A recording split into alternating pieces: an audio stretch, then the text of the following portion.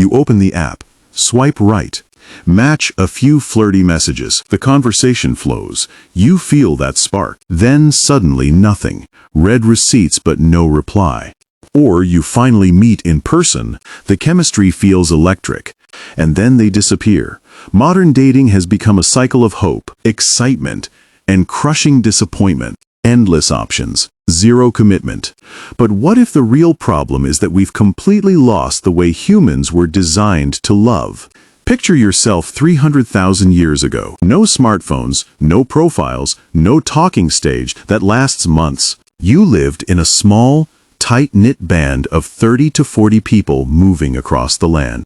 Love wasn't a choice from thousands of strangers. It happened in the open, around the fire where everyone knew everyone. A man and a woman would find each other. They would build one shelter, share one fire. He would return from the hunt with meat across his shoulders. She would have roots, berries, and gathered food ready. At night, they slept close, their children tucked safely between them against the cold. The bonds were real, deep, and practical. But did these bonds last a lifetime? Not usually. Studies of modern hunter-gatherer groups like the Hadza show that only about 1 in 5 adults stays with the same partner for life. Most people bonded, raised 1 or 2 children together, then drifted apart and formed new bonds.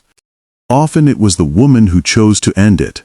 One day she would gather her few belongings, lift her youngest onto her hip, and simply walk to the other side of camp to start a new life with another man. No one stopped her. There were no vows, no contracts, no public shaming.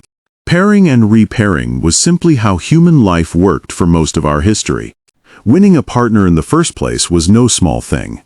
A young man who wanted a particular woman couldn't just ask. He moved in with her family and went to work for them hunting, providing meat day after day, season after season. She and her parents watched him prove himself. Sometimes it took years. Only when they were satisfied did the bond become real. Courtship was a long, serious audition paid in effort and meat. Love itself was not rare. Researchers found evidence of romantic love, the sleepless nights, the longing, the desire to run off together in 147 out of 166 cultures studied. It was already ancient when our ancestors felt it around the fire. Tenderness and passion existed side by side with the practical reality of survival. The biggest difference from today? There was no illusion of finding the one from an infinite pool. Love was communal, flexible, and deeply tied to survival. Raising a human child was so demanding that it often took more than 2 people. A second father or extended group support could mean the difference between a child surviving or not.